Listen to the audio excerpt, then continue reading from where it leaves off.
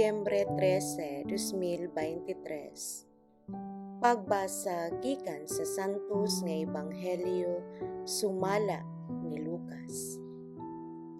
Si Jesus miingon sa iyang mga tinun-an, ang mga buta nga makaangin sa mga tao pagpakasala mahitabo gayon. Apan alaot ang tao nga tungod kaniya nahitabo kining mga butanga. Maayo pa kaniya nga hiktan ang iyang liog sa usa ka dako nga galingang bato ug itambok ngadto sa dagat. Kaysa makaangin niining gagmayng mga bata sa pagpakasala. Busa pagmatngon kamo, kun ang imong isig ka tawo makasala, padlunga siya. Ug kun maghinulsol, pasaylua.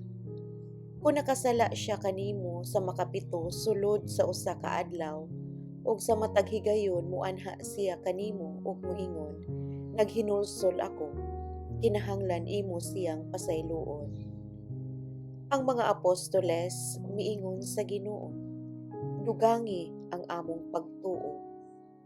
Ug ang Ginoo mitubag, kun duna kamoy pagtuo nga ingon kadako sa liso sa mustasa, makasugo kamo sa kahoyng sikomoro, maluka ka ug balhig sa dagat, ug kini matuman kaninyo. Ang Ebanghelyo sa Ginoo. Daygon ko ikaw, O Kristo.